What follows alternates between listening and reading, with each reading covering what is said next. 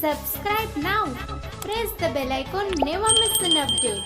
If you like videos, please like and share your friends and family. Good morning all. Mrunmayee Joshi here.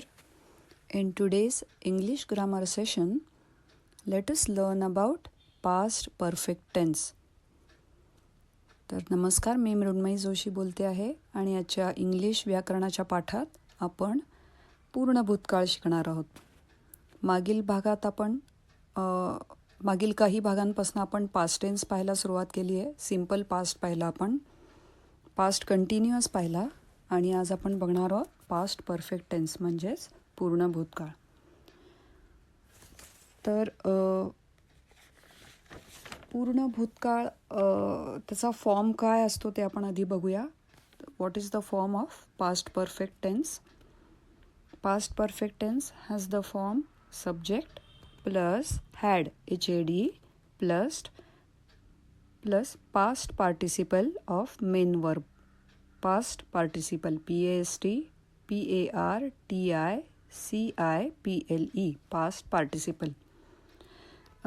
काळ जेव्हा आपण शिकत होतो त्याच्या अगोदर मी ही पास्ट पार्टिसिपल्स घेतलेली आहेत, पण परत एकदा थोडीशी आपण त्याची रिव्हिजन करूया. पास्ट पार्टिसिपल म्हणजे काय तर भूतकालवाचक धातुसाधित अव्यय. उदाहरण बघूयात म्हणजे लक्षात येईल.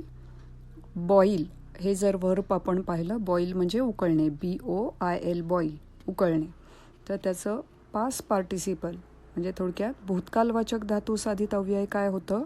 हॅड बॉइल्ड उकळले होते.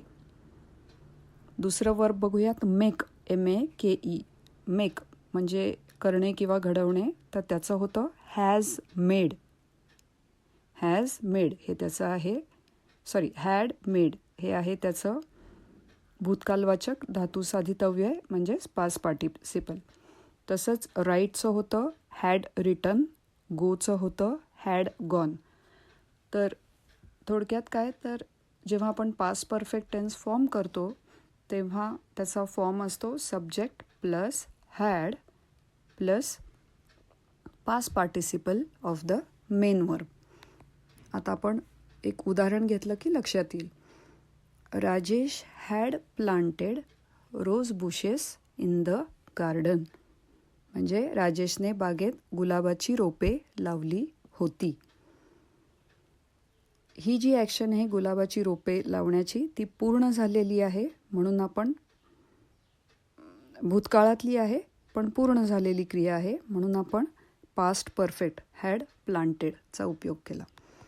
तर मराठीत पूर्ण भूतकाळ कसा ओळखतात तर जे क्रियापद असतं ते अधिक ले किंवा ल्या किंवा ली अधिक होता किंवा होती किंवा होते असं जेव्हा शेवटी येतं तेव्हा ते आपण ओळखायचं की हा आहे पूर्ण भूतकाळ म्हणजेच पास्ट परफेक्ट टेन्स. त्यामुळेच लावली होती हे जे क्रियापद आलं त्याच्यात हे लच्या बाराखडीतलं धातुसाधित अव्यय होतं आणि होती हे काय दर्शवतं तर पास्ट पार्टिसिपल दर्शवतं. तर had planted is past participle of the verb plant. So Rajesh had planted rose bushes in the garden the verb is in past perfect tense. Now we just saw how it is formed, but in actual how it is used. So past perfect tense is used to denote an action completed at some point in the past before some other past action started. म्हणजे काय तर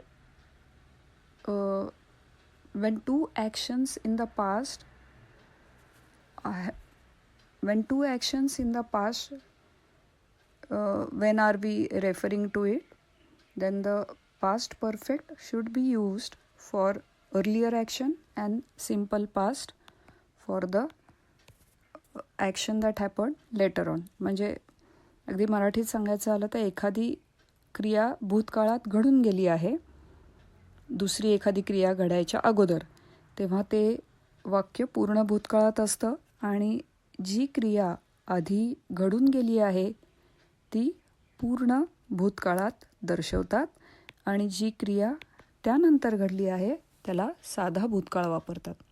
मी परत एकदा repeat करते, हे थोडं गोंधळात टाकणारं आहे. Past perfect tense is used to denote an action completed at some point in the past before some other past action started. म्हणजेच काय तर दोन क्रिया आहेत. जी क्रिया आधी घडून गेलेली आहे ती पूर्ण भूतकाळात दर्शवतात आणि जी क्रिया त्यानंतर घडते त्याला साधा भूतकाळ वापरतात. आपण एक उदाहरण घेऊया म्हणजे लक्षात येईल. वाक्य नीट बघा. When we reached the theater, the play had started. It means that the play had already started when we reached there. आलं लक्षात? म्हणजे वाक्य आहे when we reached the theater, the play had started. यात दोन ॲक्शन आहेत. एक action आहे, दोन्ही भूतकाळातल्या क्रिया आहेत. reached आणि started हे दोन्ही भूतकाळातल्या क्रिया दर्शवतात. पण एक क्रिया आधी घडलेली आहे, आधी घडून गेलेली आहे आणि मग नंतर दुसरी क्रिया घडलेली आहे. तर याचा अर्थ असा होतो की जेव्हा आम्ही नाट्यगृहात पोचलो होतो, when we reach the theatre the play had started, नाटक सुरू झाले होते. तर ह्या ज्या दोन क्रिया होत्या त्यातली जी क्रिया आधी घडून गेली होती त्याला आपण पूर्ण भूतकाळ वापरला. हॅड ऑलरेडी स्टार्टेड म्हणजे हॅड स्टार्टेड आपण म्हणलं. जी क्रिया घडून गेली होती, पूर्ण झाली होती पास्टमधलीच, त्याला आपण हॅड स्टार्टेड वापरलं म्हणजे थोडक्यात पास्ट परफेक्ट टेन्स वापरला. आणि जी क्रिया त्यानंतर घडली त्याला आपण म्हणलं, त्याला आपण साधा भूतकाळ म्हणजेच सिम्पल पास्ट वापरला. रीच्ड असं आपण म्हणलं. ठीक आहे. So the play had already started when we reached there. आपण अजून 2-3 उदाहरणं घेऊया म्हणजे कुठल्या दोन क्रिया आणि कधी पहिली कुठली होती हे लक्षात येईल. आता आपण दुसरं सेंटेन्स बघूया. She had left before we reached there. म्हणजे थोडक्यात काय तर she left after which we reached there. म्हणजे ती आधी गेली होती आणि त्याच्यानंतर आपण तिथे पोचलो, वी रीच्ड देअर. तर जी क्रिया घडून गेली होती हॅड लेफ्टनी घडून गेलेली क्रिया दाखवली आपण, त्यासाठी आपण वापरला पास्ट परफेक्ट टेन्स. आणि त्याच्यानंतर जी क्रिया घडली तिथे पोचण्याची, आपण तिथे पोचण्याची, त्याला आपण वापरला सिम्पल पास्ट, रीच्ड म्हणलं आपण. ठीक आहे. आता ह्या लेफ्ट, शी लेफ्ट, आता लेफ्ट हे जे क्रियापद आहे ॲक्च्युली त्याचं मेन व्हर्ब जे आहे, मूळ क्रियापद जे आहे ते आहे लीव्ह. नीट लक्षात घ्या. LEAVE, लीव्ह म्हणजे निघून जाणे. त्या लीव्हचा होतो लेफ्ट. बरेचदा आपण लेफ्ट असं जे दिसतं ना आपल्याला ग्रुपमधनं निघून जाणे, तर लेफ्ट केला, त्याने ग्रुप लेफ्ट केला असं आपण म्हणतो. तर ते लेफ्ट केलेला नसतो, तो लीव्ह केलेला असतो कारण त्याचं मूळ क्रियापद लीव्ह आहे. या निमित्ताने मला हा खुलासा करावासा वाटला या वर्बच्या, लीव्ह ह्या वर्बचा, की लीव्ह लेफ्ट, लेफ्ट हे त्याचं पास्ट पार्टिसिपल पास्ट फॉर्म आहे आणि हॅड लेफ्ट हे पास्ट पार्टिसिपल आहे. तर लेफ्ट केला असं म्हणू नये, त्यांनी ग्रुप लीव्ह केला म्हणावं. ठीक आहे. तर she had left before we reach there हे सेंटेन्स आपण पाहिलं. पुढचं सेंटेन्स एखादं परत बघूया. दुसरं sentence. Mohit had gone to work when I called him in the morning. Had गॉननी आपण घडून गेलेली क्रिया दाखवली, त्यामुळे आपण तिथं वापरलं पास्ट परफेक्ट, हॅड गॉन. गोचं होतं गॉन होतं. आणि दुसरी जी क्रिया होती कॉलिंगची, त्याला आपण कॉल्ड म्हटलं, ती नंतर घडली क्रिया, त्याला आपण सिम्पल पास्ट वापरलं.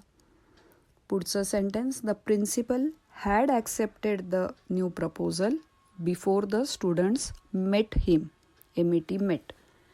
तर ॲक्सेप्टचं होतं had accepted, past participle, past perfect form वापरला हा आपण इथं. आणि सिम्पल पास्ट आपण स्टुडंट्स मीटचं मेट झालं. So the principal had accepted the new proposal before the students met him. So today we learned about the past perfect tense म्हणजे पूर्ण भूतकाळ आपण पाहिला and how it is used. I hope the concept is clear. I know it is a bit difficult to understand, but by using it or making more sentences, you will be able to grasp it. So if you have any difficulties regarding this past perfect tense, please do let me know. And that is all for today's session. Thank you. Dhanyavad.